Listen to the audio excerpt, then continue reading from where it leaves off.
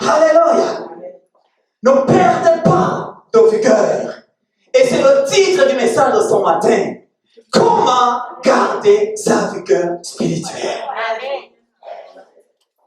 Comment, en tant qu'enfant de Dieu, en tant que peuple racheté, nous pouvons ne pas perdre la foi.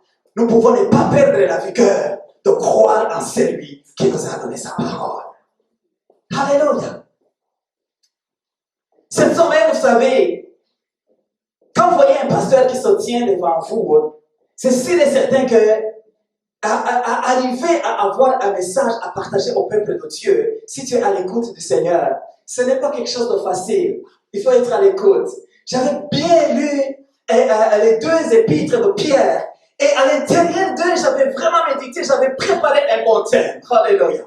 Mais je pense que c'est vendredi soir. Le Seigneur m'a visité et me dit, mais c'est très bien la prédication que tu as préparée, mais je connais le cœur de mon peuple. Dis à mon peuple, ne perdez pas la vigueur. Alléluia. Parce que le Seigneur connaît que toi qui es là, tu as perdu une certaine vigueur dans ton cœur. Toi qui m'entends, toi qui me suis derrière ton écran, le Seigneur connaît ton cœur. Il y en a qui ont perdu la vigueur. Et j'étais là, je dis, mais Seigneur, c'est vrai que c'est ça que tu veux. Parce que vous savez, en cette période, un message comme ça, on dirait que c'est tout le monde donne le même message et c'est comme si on regarde la situation. Mais hier soir, j'étais encore en train d'hésiter. À 20h ou peut-être vers 19h, une sœur qui n'est pas dans cette église, et ça faisait plusieurs mois, peut-être 1 an qu'on ne s'est pas parlé. La sœur m'a appelé. Et je regardais mon téléphone, la sonnerie était fermée. Je regardais mon téléphone. Mais je dis, je réponds pas. Je réponds pas. Et je dis, après 1 an là, je décide de répondre. Et là, j'ai répondu. Et la sœur me parle. Une sœur qui avait la vigueur, comme Maman Chantal. Une sœur qui avait la vigueur, qui a de la vigueur. Là, elle m'appelle, sa voix est comme partie. Elle dit, comment ça va, pasteur? Je dis, ça va bien. Je dis, est-ce que tu es malade? Elle dit, oui. Mais attends, je dis, mais est-ce que toi ça va? Il dit, non, ça va pas. Mais qu'est-ce qui ne va pas? Il dit, non, ça va pas. Mais dis-moi, c'est quoi, qu'est-ce qui ne va pas? Il dit, ça fait plusieurs mois que je ne dors pas. Mais j'ai dit, mais est-ce que j'ai bien entendu? Ça fait plusieurs mois ou ça fait quelques jours? Il dit, ça fait plusieurs mois. Ok. Et là, je compris que il avait tout perdu, toute sa force, sa vigueur. Et je lui ai posé la question, mais est-ce que tu travailles en télétravail ou tu vas au travail? Il dit, non, tu n'as pas assez. Mon travail est fermé, je n'ai plus de travail. Et que quand son travail était fini, elle était retournée aux études. Il dit, mais ok, je suis retournée aux études. Et je dis, mais comment vont les études? Il dit, mais j'ai tout même abandonné. Puis là, je lui dis, mais là où tu m'appelles, est-ce que tu es capable de... Tu étais dehors, aujourd'hui il faisait beau, et ainsi de suite. Il dit, je n'arrive pas à sortir de mon lit. Et là, le Seigneur me dit, mon peuple a perdu sa vigueur. Comment pouvons-nous garder la vigueur quand nous tombons dans la dépression de ce que le monde nous présente, quand nous tombons dans la fermeture des portes, quand nous allons à l'école et on pense que les portes sont fermées même à l'école, quand rien ne va, alors que tu as encore peut-être 3 enfants, cette sœur a 3 enfants, 4, des bébés. Comment est-ce que une telle personne? Et quand elle m'a appelé, j'ai dit, Seigneur, c'est ça le message que tu fais, que je choisisse parmi les 2. Et c'est le message. Et j'ai prié pour cette sœur.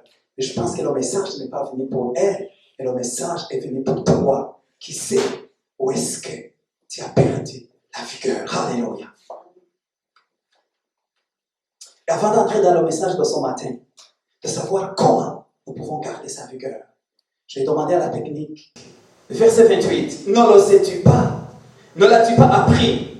C'est le Dieu d'éternité, l'Éternel, qui a créé les extrémités de la terre. Il ne se fatigue point, il ne se lasse d'intelligence. Il donne de la force à celui qui est fatigué, et il augmente la vigueur de celui qui tombe en défaillance. Verset 30. Les adolescents se fatiguent et se lassent, et les jeunes hommes chancellent. Mais ceux qui se confient à l'Éternel renouvellent leurs forces. Ils prennent le vol comme les aigles. Ils courent et ne se lassent point. Ils marchent et ne se fatiguent point. Alléluia. Cette parole a été donnée à Jacob. Ici, le verset 27, il dit, à toi Jacob, comme vous le connaissez, Jacob le faible. Mais il continue en disant, à toi Israël. Et c'est à toi que je parle. Que tu sois faible ou que tu sois fort, si tu ne gardes pas ta vigueur, si tu ne prennes pas la décision de garder ta vigueur, tu peux retourner, devenir un Jacob alors que tu étais devenu Israël. Mais comment pouvons-nous garder notre vigueur spirituelle? Alléluia. Si les hommes comme Moïse sont arrivés à perdre la vigueur à un moment donné. Vous savez, c'est des versets que vous n'avez pas. Moïse est dans Nombre 11, verset 14. Alors que le peuple de Dieu était vraiment difficile à diriger. Moïse est venu devant Dieu, il a dit, Seigneur, je ne peux pas à moi tout seul porter tout ce peuple, car il est trop lourd pour moi. Alors que Dieu lui avait dit, je suis avec toi. Et le verset 15, il dit, plutôt que de me traiter ainsi, tue-moi donc. Imagine un champion comme Moïse et tomber dans des moments de difficulté, dans des moments de sentir la lourdeur, le poids du ministère, le poids de l'œuvre, le poids de la situation, le poids de ce que tu es en train de vivre. Et dire, Seigneur, c'est lourd pour moi, je préfère la mort. Et il disait, donne-moi la mort si j'ai trouvé grâce à tes yeux. Alléluia. Je regardais Élie, comme dans le passage que vous connaissez dans Un roi, au verset 3. Élie prit de peur, après avoir accompli ce que vous connaissez sur le mont Carmel. Il s'envole pour sauver sa vie. Il se rendit d'abord à Beersheba, dans le territoire de Juda où il laissa son jeune serviteur. Puis il s'enfonça dans le désert. Après avoir marché toute la journée, il s'assit à l'ombre d'un genêt isolé et demanda la mort. Ça n'est trop, dit-il. Maintenant, Éternel, prends-moi la vie, car je ne vaux pas mieux que mes ancêtres. Je continuais, je regardais David, vous pouvez regarder dans 1 Samuel 30. Et je regardais la vie de Jésus aussi. Jésus, notre Seigneur, quand il était dans la chair, il a dit, Seigneur, la chair est faible et j'ai envie d'abandonner. Mais il y a quelque chose que tous ces hommes et les autres que je n'ai pas cités ont fait pour retrouver et garder leur vigueur. Alléluia. Parce que Moïse a bien fini. Élie a bien fini. Jésus a bien fini. David a bien fini. Qu'est-ce qui a fait que ces hommes ont gardé leur vigueur spirituelle? Et la vigueur, c'est quoi? La vigueur, c'est l'éminence, c'est le sommet. Comment est-ce que tu ne peux juste viser que la moyenne? Je dis à mes enfants, Jerry, lui, c'est le 3e garçon. Il a tendance à dire, mais papa, si j'ai eu 7 sur 10, c'est une bonne note. Mais Samy, lui, s'il a 9 sur 10, pour lui, là, il aurait dû avoir peut-être 10. Et moi, je dis, mais si tu as l'objectif de viser 7, mais peut-être tu vas tomber à 5. Et ce n'est pas une bonne note pour avancer.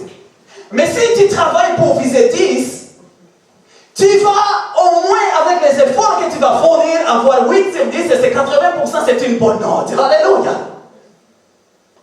Comment ne pas aller chercher juste la moyenne, mais viser, alléluia, la vigueur, l'éminence et le sommet. Alléluia. Comment ne pas se contenter d'être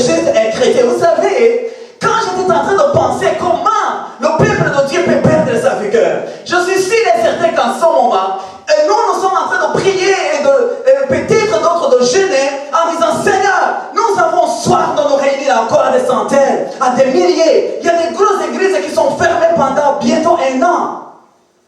Mais il y en a d'autres qui ont perdu un petit peu la vigueur, ils sont confortables et qui désirent, et qui disent, ça fait du bien quand même. Le Seigneur, il est le même, il s'appelle Josué, il est avec moi. Je préfère avoir le culte en ligne dans mes draps. Et après ça, il ouvre seulement, après ça, il va s'endormir.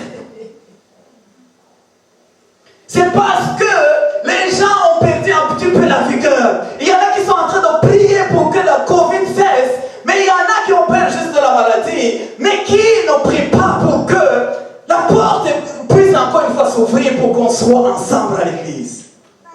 Parce qu'ils sont un petit peu confortables. Ce n'est pas le fait que tu es confortable, mais c'est parce qu'il y a quelque chose que tu as perdu en toi, dans ton âme.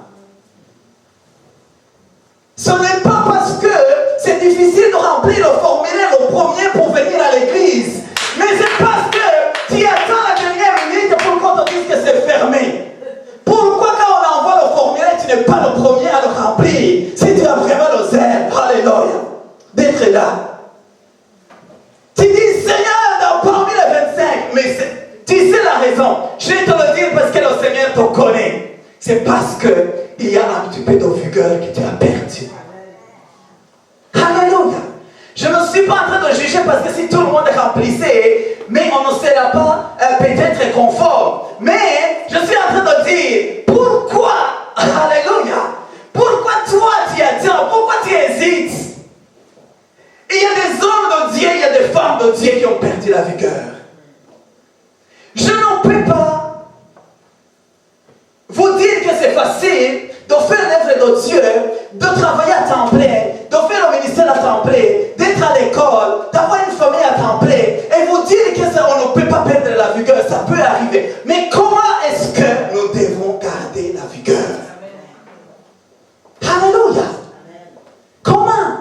Il y en a qui vont te dire que, j'évangélisais, quand j'étais en Afrique, j'étais un grand évangéliste, je parlais de Jésus, je jeûnais 40 jours, mais aujourd'hui tu n'es même pas capable de jeûner une journée par semaine.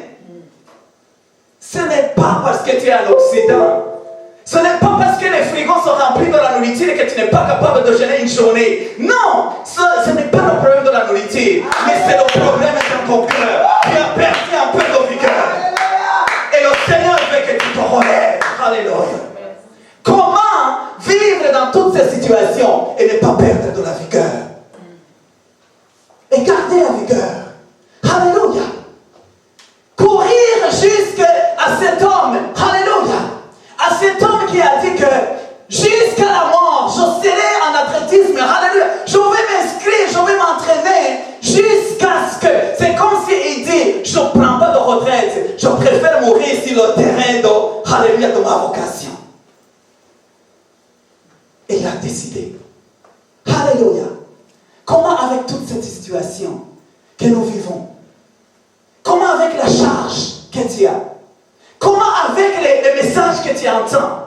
Comment avec les découragements? Alléluia. Comment pouvons-nous garder la vigueur? Qu'est-ce qui a fait que Moïse a retrouvé sa vigueur? Qu'est-ce qui a fait qu'Élie a retrouvé sa vigueur?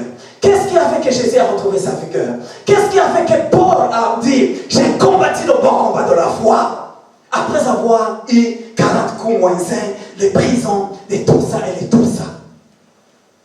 La Bible nous dit que nous n'avons pas été combattus jusqu'au sang. Alléluia. Le Seigneur veut que nous puissions retrouver notre vigueur, parce que peut-être demain, c'est la pire qu'aujourd'hui. Demain, c'est la pire qu'aujourd'hui. Et mes bien-aimés, ici, le Seigneur a dit, alors ceux qui sont confiés en l'Éternel, alléluia. Le premier secret, c'est de se confier tout le temps dans l'Éternel. La Bible nous a dit, ceux qui sont confiés en l'Éternel, ils font quoi? Ils se renouvellent en force. C'est comme ça que Paul il a dit que même quand je suis faible, c'est dans ma faiblesse que la puissance de Dieu se manifeste. Parce que je me confie tout le temps dans le Seigneur. Ceux qui sont confiés dans le Seigneur, ils se renouvellent en force. Ils courent comme les athlètes de 98 à les 100 ans. Ils ne se fatiguent pas. Alléluia. Et même quand tu perds, il n'abandonne pas. Il continue. Il se relève. Alléluia. Quand il commence, tu peux essayer. Et tu dis, Seigneur, j'ai prié, mais je n'ai pas vu mon exaucement. Mais si la prière ne fonctionne pas, mais essaie le jeûne et tu vas voir. Alléluia. Parce que Jésus-Christ nous a dit qu'il y a des esprits, qu'il y a des démons qui ne partent que par le jeûne et la prière. Mais essayez de méditer, de proclamer la parole de Dieu et de croire en la parole de Dieu. Alléluia. En quelle parole croirez-nous encore? Accepte de se confier au Seigneur. Dans toutes les situations. À ce matin, tu sais toi-même comment tu as perdu la vigueur de la prière. Comment tu as perdu l'assiduité dans l'église. Comment tu as perdu la vigueur dans le service. Comment tu as perdu la vigueur dans la foi. Comment tu as perdu ta vigueur. Et relève-toi, alléluia. Confie-toi à l'Éternel. Et se confier à l'Éternel, c'est s'abandonner à lui. Alléluia. Dis, Seigneur, je ne suis pas capable moi seul, mais par toi, je sais que je peux faire des exploits. Alléluia. Ceux qui sont confiés à l'Éternel renouvellent leurs forces. Ils prennent le vol comme les aigles. Ils courent et ne se fatiguent point. Ils marchent et ne se fatiguent point. Alléluia. Dieu nous a donné l'exemple de l'aigle. Et je ne suis pas là ce matin pour parler des caractéristiques de l'aigle. On ne finirait pas. Alléluia.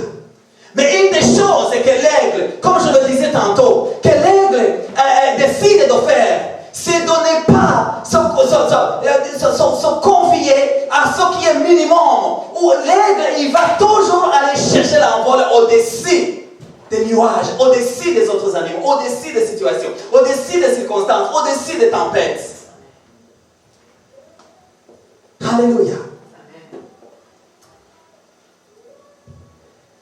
Et c'est ce que David a dit alors dans 1 Samuel 30, au verset 10, au verset 6.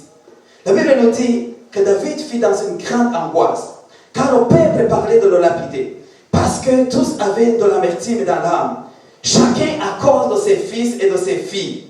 Mais David reprit courage en s'appuyant sur l'Éternel, son Dieu. On peut dire Amen. Amen. David reprit courage. David reprit sa vigueur en s'appuyant sur l'Éternel. Pas l'Éternel, le Dieu que j'ai entendu, mais l'Éternel, son Dieu. Alléluia. Quand tu parles de Dieu, comme les garçons qui disaient, ah, nous voulons te chasser, qui chassaient les démons dans le Jésus que Paul prêche. Mais les démons ont dit, mais Jésus, nous le connaissons. Et Paul, nous le connaissons. Mais vous, qui êtes-vous? Mais quand tu déclares le Dieu que tu as vu, alléluia. Le Dieu que tu sais qu'il t'a sauvé quand tu étais malade. Il t'a donné de la force quand tu étais fatigué. Quand tu perdais courage et que tu voulais abandonner. C'est le seul, alléluia, qui t'a relevé. Et tu peux encore une fois t'appuyer sur les bienfaits de l'Éternel. C'est la raison pour laquelle David pouvait dire, mon âme, n'oublions que de ses bienfaits. Et à ce moment, David est dans le combat. Il était à Tsiklag et on vient de capturer la ville, de brûler la ville. Ils ont capturé ses femmes, ses enfants, tout le monde. Et David était rempli de l'angoisse. Mais David n'a pas permis que l'angoisse remplisse complètement son âme. La Bible nous dit, il reprit courage en s'appuyant dans l'Éternel son Dieu. Comment? En s'appuyant à l'Éternel ton Dieu. En s'appuyant dans les témoignages de ce que le Seigneur a fait dans le passé. Sinon, tu vas tomber. Maman Chantal nous a enseigné dernièrement un sujet très important. Comment les héros ont pu tomber dans la guerre. Mais ici, David a refusé de tomber. Alléluia. Il a repris courage. Et très rapidement, on va voir aussi l'exemple de Caleb. Ça, c'est la personne que la Bible nous parle. Alléluia. Josué 14. Josué 14, à partir du verset 6. Josué 14 à partir du verset 6. Le fils de Juda s'approchèrent de Josué à Gilgal. Et Caleb, fils de Jephné, le Kénizien, lui dit, tu sais ce que l'Éternel a déclaré à Moïse, homme de Dieu, au sujet de moi et au sujet de toi à Kadesh Barnéa. J'étais âgé de 40 ans lorsque Moïse, serviteur de l'Éternel, m'envoya de Kadesh Barnéa pour explorer le pays. Et je lui fis un rapport avec droiture de cœur. Mes frères qui étaient montés avec moi découragèrent le peuple, mais moi, je suivis pleinement la voie de l'Éternel, mon Dieu. Et en ce jour, Moïse jura en disant, le pays que ton pied a foulé sera ton héritage à perpétuité, pour toi et pour tes enfants, parce que tu as pleinement suivi la voie de l'Éternel, mon Dieu. Maintenant, voici, l'Éternel m'a fait vivre, comme il a dit, il y a 45 ans, que l'Éternel parlait ainsi à Moïse, lorsqu'Israël marchait dans le désert. Et maintenant, voici, je suis âgé aujourd'hui de 85 ans. Je suis encore vigoureux, comme au jour où Moïse m'envoya. J'ai autant de force que j'en avais alors, soit pour combattre, soit pour sortir et pour entrer. Le dernier verset. Donne-moi donc cette montagne dont l'Éternel a parlé dans cet état-là. Car tu as appris, alors qu'il s'y trouve des Anakim et qu'il y a des villes grandes et fortifiées. L'Éternel sera peut-être avec moi et je les chasserai comme l'Éternel a dit. Amen. Alléluia. Amen. Oui, vous pouvez acclamer. Caleb. Ici, Caleb, quand il parle et il dit ce discours, il a 85 ans. Et Caleb a connu 3 épisodes dans sa vie.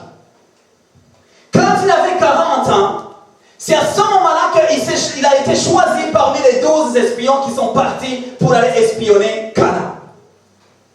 Et il est parti avec les 12, et vous connaissez l'histoire. Il y a juste Caleb et Josué qui sont revenus avec un rapport positif en décidant de croire en la parole de Dieu. Les autres sont partis, 10 ont perdu la vigueur à l'intérieur de Canaan. Mais les autres ont décidé de s'appuyer à la parole de Dieu. Alléluia.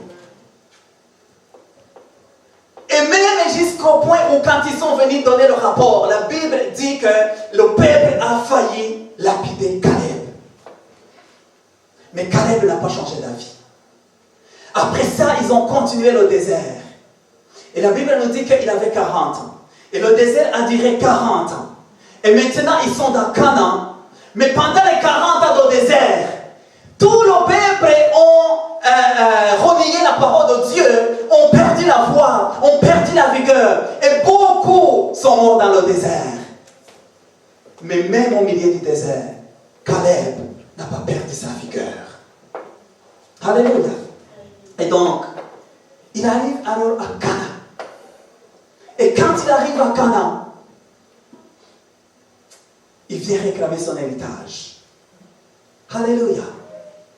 Mais nous avons dit que la première façon de pouvoir garder sa vigueur, malgré les circonstances et les situations, c'est de rester en se confiant au Seigneur. Alléluia. Mais la deuxième raison que Caleb nous montre ici, il nous dit, quand j'ai agi avec droiture de cœur. Alléluia. Il dit, j'ai agi et j'ai donné le rapport droit parce que j'agissais avec droiture de cœur.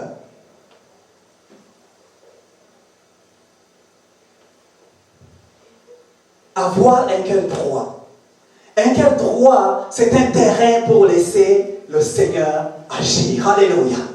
C'est comme si tu étais en train de créer l'atmosphère au Seigneur pour que le Seigneur puisse agir. Parce que si tu n'agis pas avec droiture, c'est comme ça que le Seigneur avait dit à Josué. Il dit, si tu te détournes de ma parole et que tu t'en vas à gauche de la parole ou à droite de la parole et que tu n'es pas vraiment droit selon ce que la parole dit, mais là tu ne réussiras réussiras pas. Mais quand tu seras droit dans ma parole, quand tu garderas la foi, quand tu obéiras à ma parole, à ce que je te dis, fortifie-toi, prends courage et tu réussiras dans toutes tes entreprises et tu auras du succès. Alléluia.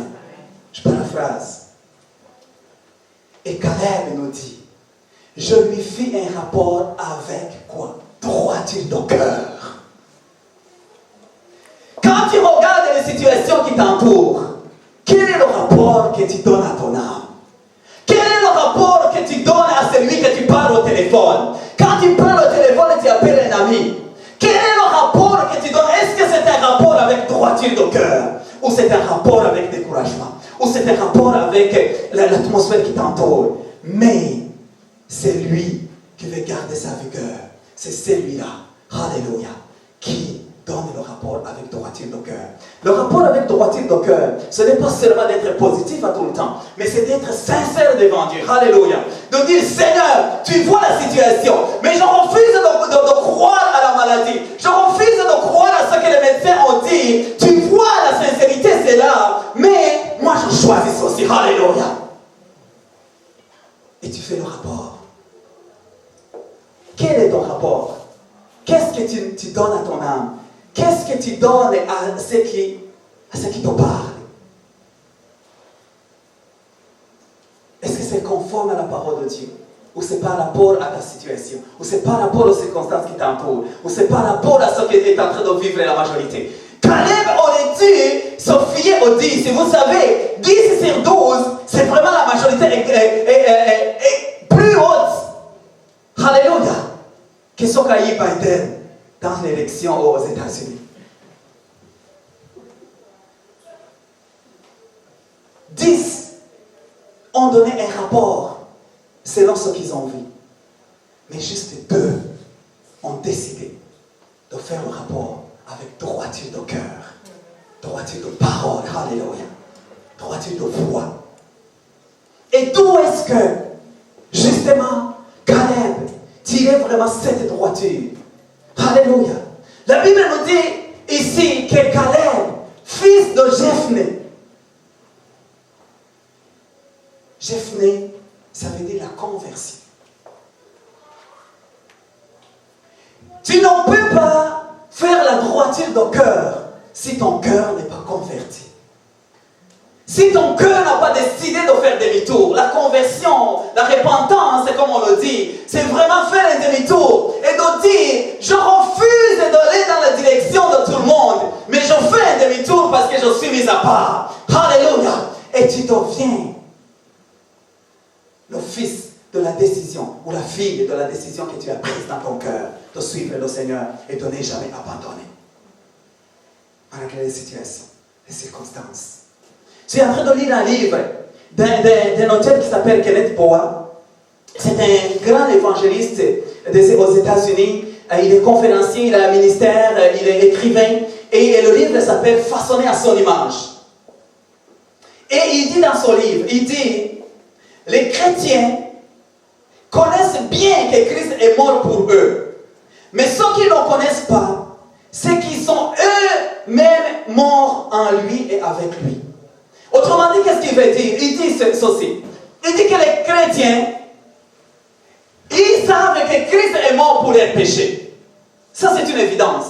Mais ce que nous n'avons pas comme révélation, c'est que dans cette mort de Jésus-Christ, nous sommes aussi morts en lui et avec lui. Alléluia. Et c'est lui qui est mort de sa vieille nature, de sa façon de penser, de ce que le monde lui présentait. Il n'en peut plus retourner en arrière. C'est comme on dit que quand le peuple d'Israël a quitté l'Égypte, ils ont quitté l'Égypte, mais l'Égypte n'a pas quitté leur cœur. Parce que quand ils sont arrivés dans le désert, ils se sont souvenus de l'Égypte et des concombres de l'Égypte. Si tu es mort, ça veut dire que tu as eu la conversion. Et tu dis, Seigneur, dans tous les cas, peu importe dans ces situations. Donc, je suis mort déjà. Alléluia. Mais je sais que même si je mourrais aujourd'hui, je suis assis à la droite de Dieu. Alléluia. Où est-ce que Christ est assis? Allez-y, lire Colossiens 3. Et c'est ce que Daniel disait. Il dit, même si ce Dieu ne m'en sortait pas de la fosse en lion. Alléluia. Je refuse de me prosterner devant ton Dieu, au roi. Parce que je ne vais pas perdre ma vigueur. Même si c'est Dieu. Et quand il a déclaré cela, parce que Daniel savait que même s'il mourait, alléluia, la mort serait un gain, comme Paul le dit aussi. Le Seigneur est venu s'appuyer sur cette confession de foi, parce qu'il a agi avec droiture de cœur. Il n'a pas dit, je le sais, mais il dit, Seigneur, c'est toi qui le sais. Même si tu ne me sors pas d'ici, je refuse, je tiens. Alléluia. Ferme. Troisième, on va y aller très rapidement parce qu'aujourd'hui, on a quand même commencé un petit peu tard.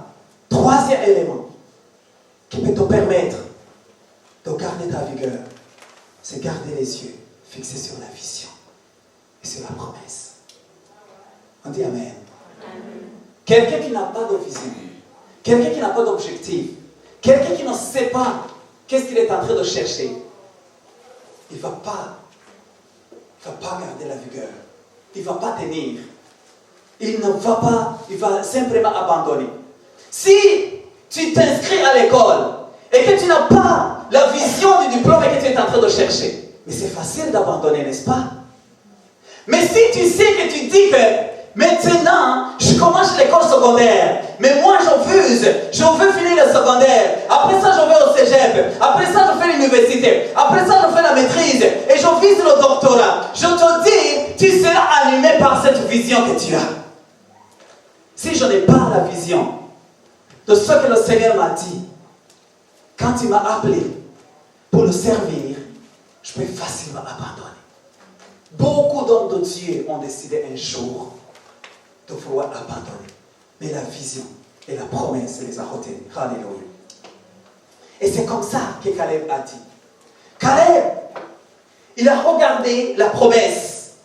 Et la promesse que Dieu lui avait donnée par la bouche de Moïse, 45 ans avant le moment où il est en train de parler. Quand ils sont arrivés à Canaan, vous savez, le pays était grand. Et Josué allait partager le pays et donner à Caleb n'importe quelle parcelle, n'importe quel territoire. Mais non. Mais pour Caleb, ce que Dieu avait dit pour lui-même, c'est cela qu'il voulait avoir. Il dit, donne-moi cette montagne qui s'appelle Hébron. C'est celle-là, c'est cette montagne que l'Éternel m'a donnée. Imaginez, s'il pouvait regarder avec ses yeux, il pouvait voir et regarder et dire, mais je ne prendrai pas la montagne, mais je vais prendre les vallées. Je vais prendre l'endroit où peut-être je ne connaîtrai pas de sécheresse, peut-être je ne manquerai pas de l'eau. Mais il a dit, je ne réclame pas autre chose, mais donne-moi Hébron. Alléluia. Mais qu'est-ce que ça veut dire Hébron? Quand vous allez lire dans la parole de Dieu, vous allez voir que Caleb était attaché non seulement à cette vision, mais au sens de la promesse. À Hébron, c'est à cet endroit où on a enterré les ancêtres comme Abraham, Sarah, Isaac, Rebecca, Jacob, Léa. Et donc, Caleb savait que Dieu, le Dieu qui lui avait parlé, se nommait le Dieu d'Abraham. Alléluia. Le Dieu d'Isaac, le Dieu de Jacob. Et Caleb dit, son territoire, tu me l'as donné. Et c'est là qu'on finit mes ancêtres Abraham, qu'on finit Isaac, qu'on finit Jacob. C'est son territoire que je veux parce que je vais m'attacher à la promesse que tu as donnée à Abraham. Alléluia. Je vais m'attacher à cette promesse parce qu'en décidant de s'attacher à cette promesse-là, ça veut dire que tu as compris que tu es le fils d'Abraham. Et la Bible nous dit que nous sommes des descendants d'Abraham et nous possédons de la promesse que Dieu a donnée à notre Père dans la foi, Abraham. Alléluia. Et il a décidé, il a dit, mais je vais Hébron. Et Hébron, ça veut dire union ou association. Donc Donc ça veut dire que je veux, Seigneur, me munir avec la promesse que tu as donnée à Abraham, à Jacob, à Isaac. Et je sais que si je suis attaché à cette promesse-là, tout ira bien. Parce que tu as dit et tu accomplis. Alléluia. Et il a fini le passage qu'on a lu en disant que c'est cela que l'Éternel a dit. Et il voulait continuer toujours à s'appuyer sur la parole de Dieu. Alléluia. Deutéronome 34, verset 7. La Bible nous dit que Moïse était âgé de 125 ans lorsqu'il mourut. Sa vue ou sa vision n'était point affaiblie et sa vigueur n'était point passée. Moïse était âgé de 125 ans lorsqu'il est mort. Et la Bible nous dit qu'il n'a jamais perdu de vision de ce que le Seigneur lui avait dit. Et même sa vigueur était toujours comme au commencement. Alléluia. Pourquoi? Parce que la Bible, vous allez continuer à voir, la Bible nous dit que Caleb était animé dans notre esprit. Et ce n'était pas l'esprit de la masse, mais c'était l'esprit, le même esprit qui animait Moïse. Et cet esprit qui animait Moïse, c'est cet esprit qui pouvait continuer à donner de la vigueur à Moïse et à Caleb à 125 ans, 85 ans. Alléluia. Est-ce qu'il y a quelqu'un qui veut finir comme Moïse? Est-ce qu'il y a quelqu'un qui me dit, Seigneur, si tu me donnes à vivre 125 ans, j'aimerais avoir de la vigueur spirituellement, alléluia, jusqu'à la fin de mes jours. Amen. Alléluia. Et la promesse, la Bible nous dit que la promesse, c'est pour nous, c'est pour nos enfants. Et même, je vais y aller rapidement, quand je regardais, Caleb a refusé. Caleb a refusé justement de vivre dans l'état de la moyenne, comme j'étais en train de le dire. Il a visé l'excellence. Ça, c'est comme le 4e point. Comment? Pourquoi? Parce que Caleb, qu'est-ce qu'il a dit? Caleb, il a dit, je pense que c'est, je peux noter le verset ici, mais il a dit que j'ai ma fille, Aksa. Et il a dit que je donnerai ma fille à celui qui sera un victorieux. Il y avait un territoire que Caleb devrait combattre dans le territoire que Dieu lui avait donné. Et il dit, je refuse même à donner ma fille à quelqu'un qui est fainéant, à quelqu'un qui n'est pas vainqueur, à quelqu'un qui n'est pas un conquérant. Alléluia. Et la Bible nous dit que c'est Othiel, qui était le cousin bien sûr de la fille, qui a capturé la ville. Et il a eu la grâce d'avoir la fille. Alléluia, de Caleb. Vous savez, Othiel, qu'est-ce que ça veut dire? Ça veut dire le Dieu Tout-Puissant. Alléluia. Et Caleb, il a dit, moi, le même esprit qui m'anime, c'est l'esprit que je vais transmettre dans mes enfants. C'est l'esprit que je vais voir agir, alléluia, dans ma famille. Et ce matin, si tu as perdu la vigueur, mais tu ne sais pas toi seul qui perds la vigueur, ça veut dire que le même esprit qui t'anime, si tu as peur de famille, c'est l'esprit peut-être qui risque d'animer tes enfants. Mais si tu gardes la vigueur, tu vas mettre de la vigueur dans la vie de tes enfants. Tu vas mettre de la vigueur dans ta famille. Tu vas mettre de la vigueur dans ton église. Tu vas mettre de la vigueur dans ceux qui croient, alléluia, en toi, comme mentor, comme père dans la foi. Alléluia. Mais si tu perds de la vigueur, la Bible nous a parlé justement de l'aigle, et je vais finir bientôt. Il nous a dit que l'aigle est l'animal que nous devons regarder. Et quand on parle de la vision, on nous dit que l'aigle, il a 8 fois la portée de la vision par rapport à la vision de l'homme. Autrement dit, avant que l'aigle ne puisse prendre la décision de voler, il regarde plus loin pour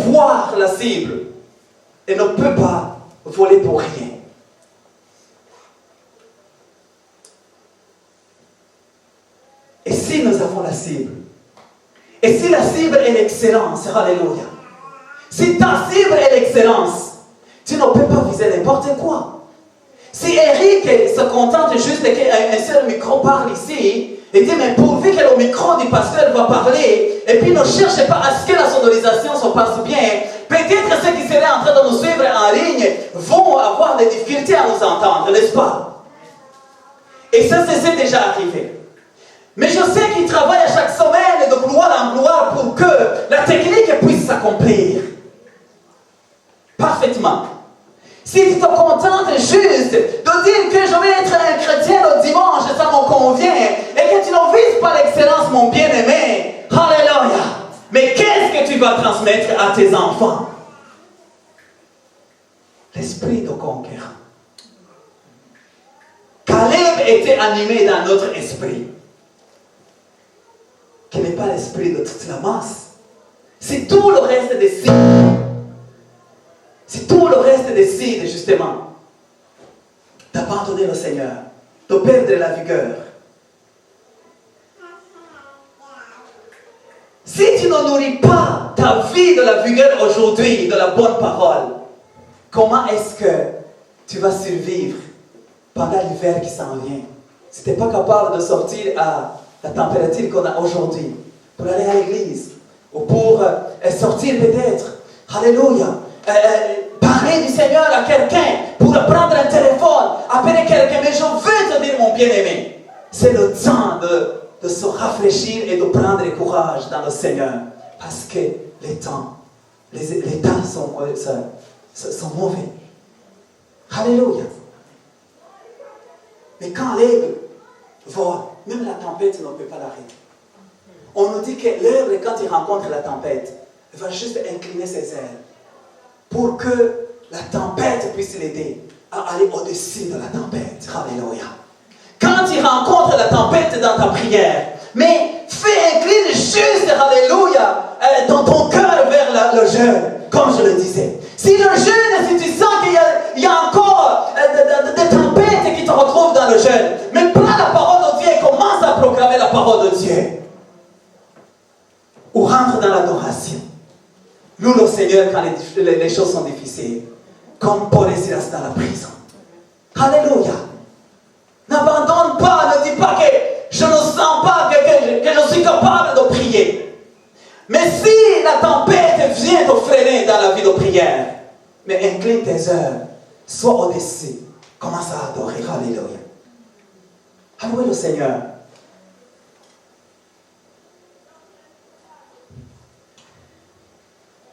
On va finir par Hébreux 11, 24 à 26. La Bible nous dit que c'est par la foi que Moïse, devenu grand, refusant d'être appelé le fils de la fille de Pharaon, aima mieux être maltraité avec le peuple de Dieu que d'avoir pour un temps la jouissance du péché. Regardez l'opprobre de Christ comme une richesse plus grande que les trésors de l'Égypte, car il avait les yeux fixés sur la rémunération. Quand tu as les yeux fixés sur la foi, la vision, la promesse, la rémunération, qu'est-ce que tu vas avoir? Alléluia. Tu vas voler plus haut. Tu vas rechercher à prendre de la vigueur.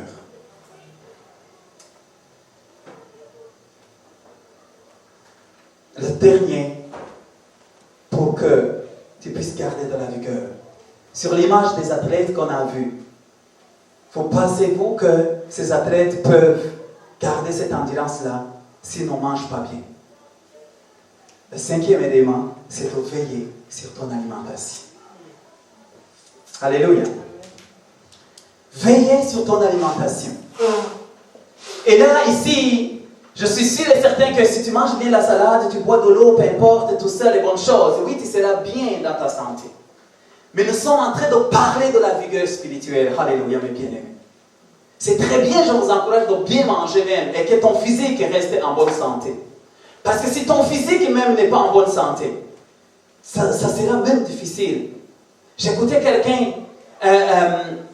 qui donnait une émission justement sur la santé. Un enfant de Dieu, probablement parce que je l'entendais parler des versets bibliques. Mais il dit que Si tu ne prends pas soin de ton corps et quel domaine tu meurs, tu ne vas pas dire que c'est Dieu qui t'a appelé. Mais parce que Dieu ne t'appelle pas au travers des erreurs que tu fais quand il te dit de prendre soin de ton corps. Alléluia. Mais si nous veillons à notre alimentation, ici le verset 8, dans le passage que nous avons lu, Josué il dit, je suivis pleinement la voie de l'Éternel, mon Dieu. La nourriture que nous prenons. La Bible nous a dit de regarder l'aigle.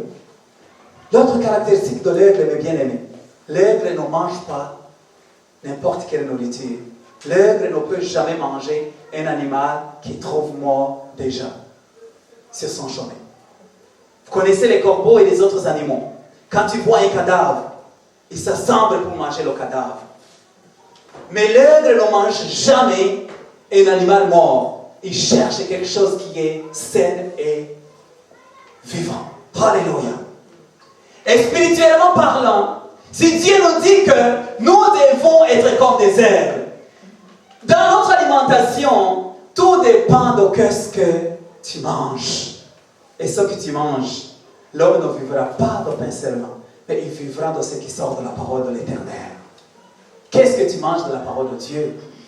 Qu'est-ce que tu nourris ton cœur pendant toute la semaine? Qu'est-ce qui rentre dans tes pensées? Qu'est-ce que tu médites toute la semaine? Qu'est-ce que tu regardes avec tes yeux? Qu'est-ce que tu entends avec tes oreilles? Ce que tu nourris, ce que tu donnes à ton âme, à ton corps, à ton esprit, pendant la semaine, pendant les mois, pendant l'année, c'est ce qui va déterminer le degré de ta vigueur. Quelle est la parole que tu manges? Est-ce que tu manges une parole saine? Est-ce que tu manges une bonne parole de foi? Ou alors, tu manges des paroles de découragement? Alléluia. Mais, je vais te dire, mon bien-aimé, si on avait le temps, on allait entrer beaucoup plus en profondeur. Mais si ce matin, tu as perdu ta vigueur, que ce soit dans la prière, que ce soit dans l'évangélisation, que ce soit dans la l'assiduité, dans l'œuvre de Dieu, dans tous les domaines, si tu regardes, et dans ta vie, tu regardes toi-même, tu vois et tu sais que tu es en train de perdre la vigueur quelque part. Alléluia. Tu étais le premier à venir à l'église. Mais maintenant, pour venir à l'église, tu appelles ton frère ou ta soeur. Tu dis, est-ce que toi, tu vas aller à l'église demain? Et non, moi, je me sens fatigué, peut-être je n'irai pas. Dans tous les cas, c'est 25 personnes. Ah, moi aussi, je n'y vais pas. Mais si tu cherches à nourrir ton âme ou à agir selon les paroles de quelqu'un, tu ne seras pas vigoureux ou vigoureuse dans la marche que nous sommes en train de mener. Alléluia. Mais si tu décides de nourrir ton cœur de ce qui sort de la parole de l'Éternel, qui te dit, continuez au vainqueur. Alléluia.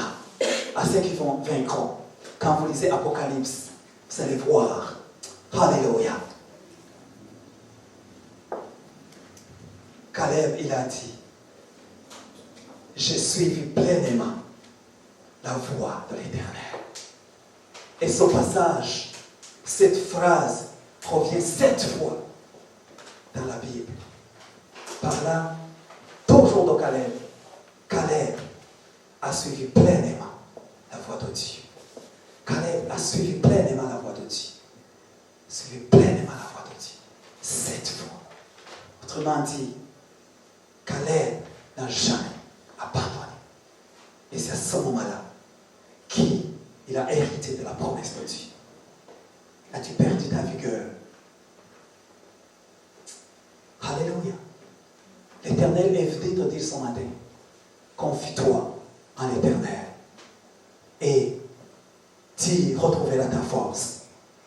Agis avec droiture de cœur. Garde tes yeux fixés sur la vision, si tu as une vision. Si Dieu t'a donné une vision. Joseph a gardé les yeux fixés sur le songe qu'il a eu des années avant. Il s'est appuyé là-dessus. David s'est appuyé sur l'Éternel qu'il a connu. d'excellence. Alléluia. Veille sur ton alimentation. Je vais te demander d'obtenir tes pour qu'on va prier.